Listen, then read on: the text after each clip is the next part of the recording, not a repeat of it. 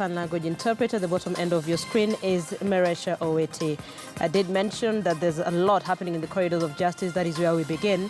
And the Director of Public Prosecution, Nurdin Haji, has ordered the arrest and prosecution of the Patel Dam owner, Perry Mansuk, over the tragedy that killed 47 people and tens of others injured. Mansuk and 8 others, including Water Director Kamau Njuguna, face multiple charges, including manslaughter and neglect of official duty. Murimi Mwangi begins our bulletin tonight.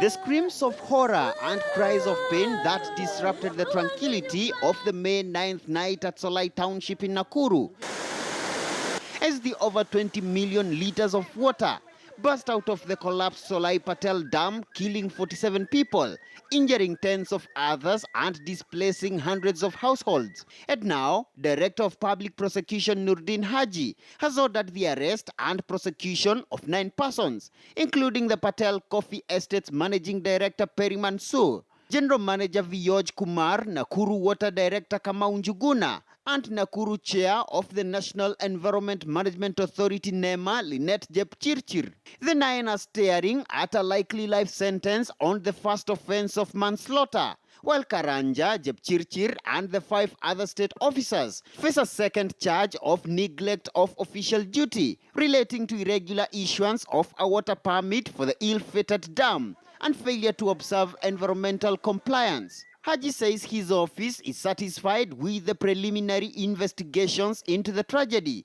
which point culpability on the 9 persons, and has given consent to the Directorate of Criminal Investigations to immediately arrest the suspects as he prepares to have them arraigned in court.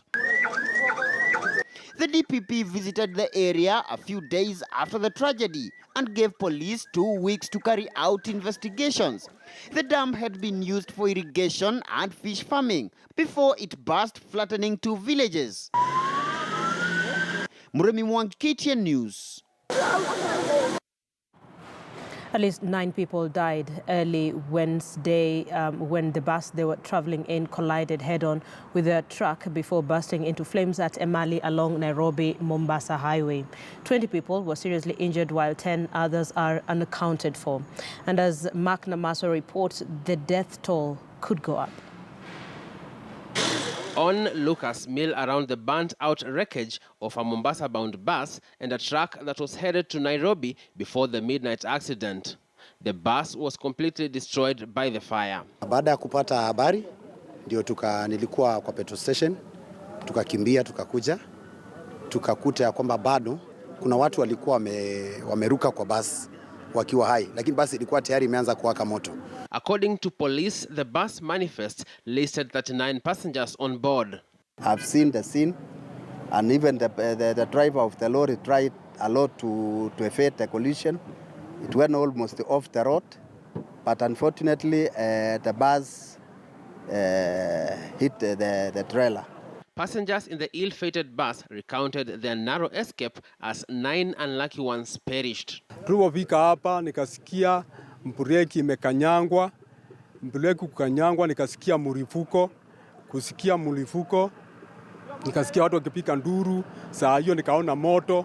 Mimi saa hiyo gari ilipogongana mimi mwenyewe nilijipata saa hiyo nimeangushwa chini. Nilikuwa na brother yangu na sister yangu na auntie. Sisi ni wafanya biashara, tulikuwa tunaenda Mombasa kwa ajili ya biashara. Sasa mmoja kati yetu tulikuwa watu 5, mmoja akafariki akachomeka kwa gari hiyo. At the Kilome Nursing Home, 3 kilometers from the accident scene, 18 out of 20 injured passengers were brought here. Boniface Aseka, who sat near the driver, recounts what he saw. Yeah, I was seated on the front seat next to the driver. Then I just heard the driver say shit, but I had already seen the truck coming and the speed was so high. So I thought the driver will try to go the other direction because ako now to over 50. So sidhani kama angeingia hivyo because there is a long truck yenye hawezi ingia hivyo haraka. Back at the scene, truck owners emptied the cargo of the crushed lorry onto another truck. police putting pieces together. Initial reports indicate that this bus coming from Nairobi attempted to overtake another vehicle right at this spot and came to a head-on collision with a truck coming from Mombasa. From our initial assessment, the problem was with the driver of the bus. By the time we left the accident scene, charred remains of the dead were being moved to the morgue, while the wreckage were taken to Salama police station. The Red Cross team had set up a help desk at Kilome Nursing Home. The whereabouts of 10 people aboard the bus remains unknown. Mark Namaswa, KTN News. So sad. Now, Busia Governor Sospita Ojamong and his co-accused will spend 2 nights in police remand until his bail application is decided on Friday. In a dramatic fashion, Governor Ojamong was earlier today handcuffed moments after presenting himself at the Integrity Center and later charged at the Anti-Corruption Court. Ojamong now becomes the first serving governor ever to spend a night in police custody. KTN's Francis Ontomo with that story. This is not the way Ojamong thought things would go when he decided to voluntarily present himself at the EACC offices. He was handcuffed and his movements curtailed in a spur of a moment. It's all politics. Who would be targeting you politically? Visibly shaken, Ojamong made his way out of Integrity Center in handcuffs, with officers trailing every move as the journey to Milimani Law Courts began. Ojamong is facing charges of abuse of office, conspiracy to commit an offense of economic crimes, failure to comply with procurement rules, among other charges. There have been voluminous submissions by both sides, accompanied with several authorities and other literature which I need to consider and give a wholesome and reasoned ruling. I wished I would have delivered it now. The prosecution told the court that the crimes were committed between March and September 2014, at the time Ojamong was serving his first term in office. It was a clash of minds between newly deployed head of Human Rights Division in the DPP office, Alexander Muteti, and Ojamong's lawyers led by Senator James Orengo. I am in a bit of difficulty responding to matters of fact that my line friend, Senior Counsel James Orengo, has made from the bar. And today in independent Kenya, the year 2018, after we have suffered so much to bring a constitution that we have in this country, Your Honor, and we begin to go back in those days where bail was like trying to milk a stone. Back in Busia County, earlier reports indicated that tension was building in some parts following the arrest, making parliamentarians from the region to come together and issue a statement. And we want to take this opportunity to urge the people of Busia to remain calm as the law enforcement agencies do the work that they are supposed to do. Article 181 of the Kenyan Constitution offers grounds on which a governor can be removed from office, and they include gross violation of the Constitution, where one commits crime under national or international law, abuse of office, or physical or mental incapacity to perform functions of the office of governor. Since he assumed office, Director of Public Prosecution Nurdin Haji has maintained a tough position in the fight against corruption. Some of his admirers say work has just started, but there are many others who feel the war against corruption has taken a selective and sifting mode in a country where multi-billion scandals have gone without prosecution. For an office that has received some fair share of accusations for propping up impunity here in the country, it now appears that the Office of the Director of Public Prosecutions is out to show its other side. But how well they drive the cases forward will solely depend on how they put together their pieces of evidence. Francis Ontomoa, KTN News, Milimani Law Courts, Nairobi. To some good news now, and the girl who went missing from her school in Nairobi last week has been found in Mombasa. The 16-year-old girl, Saadia Eden Mohammed of Ngara Girls High School, was found by a woman who took her in before reporting the matter to the police. Tobias Chanji has that story. Saadia Aden Mohammed went missing on Wednesday last week from her school, Ngara Girls High School, at around 5:30 p.m. The girl, who hails from Garissa and was in Form 1, got lost 2 days after reporting to school from half-term break. Her parents took her to school on Monday last week and handed her over to the principal. But 2 days later, she was found at Bondeni area in Mombasa. Monday nilikuwa napeleka watoto shule. Nimemwona amekaa hoteli tena pale. Nikamuuliza mama mwingine hapa, huyu mtoto ana shida gani? Nimemwona tangu jana. Ameniambia ana habari naye. Nikachunguza, nimemuuliza, "Una nini mtoto? Una nini?" Sasa ameniambia amelialia. She says that the girl appeared to be in a good state, although she looked stressed. And after seeing the story of the missing girl, she decided to report to the police.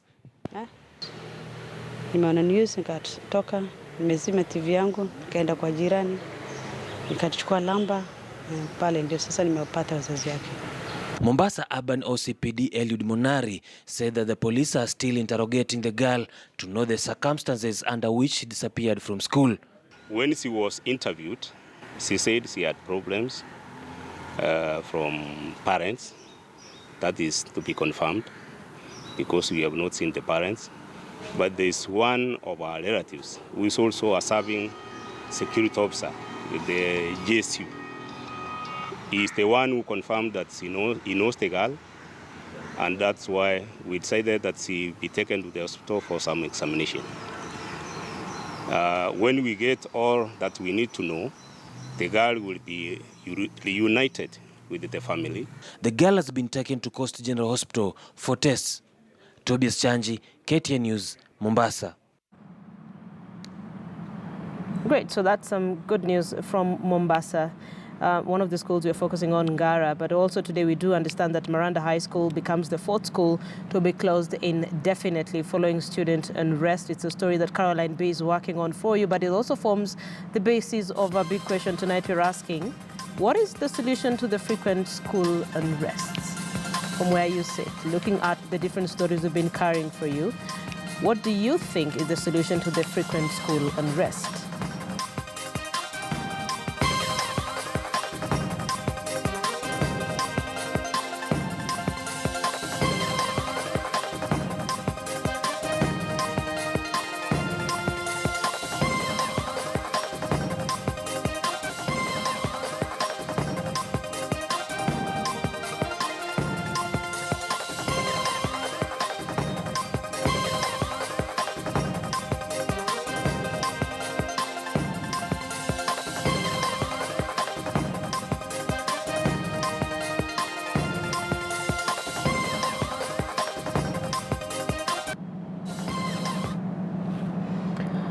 Great. Nairobi residents and visitors will no longer need to pay for toilet and urinal services. Nairobi Governor Mike Sonko says the monetization of toilet services has brought about too much corruption at City Hall.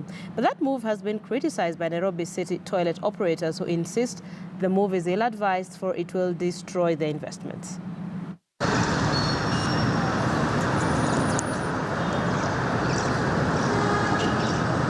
Although toilet services are popular and on high demand among Nairobi residents and visitors, the cost of the service has not spared even the poorest.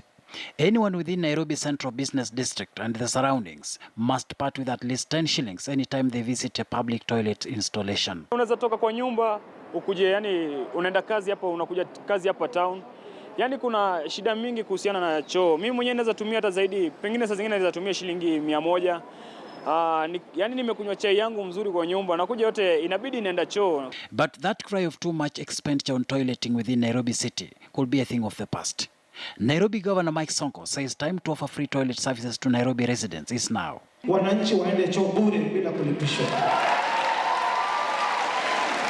Kwa sababu hiyo biashara ya upuzi ya kulipisha mpiga kura pesa kwa choo ndio inafanya inaleta corruption mpaka watu wanapigana ndani ya choo. But as some Nairobi residents appreciated the governor's gesture, stakeholders in the toilet business are warning of repercussions. Choo zote utaziregesha kwa county tafute kampuni, wananchi wasilipishwe kukojoa. The members of public need to understand that even if it is made free, what is going to happen is that they are not guaranteed that there will be good services for keeping the toilet clean.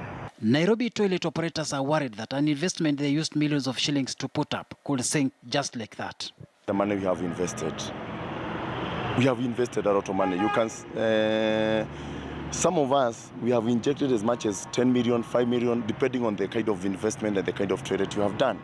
And we have not recovered. We even have loans with the banks.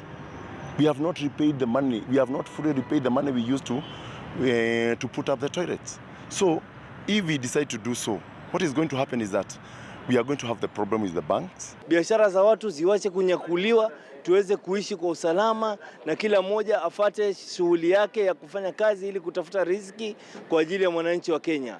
Choo, nasikia watu mpaka ndani ya serikali yangu wanapigania choo.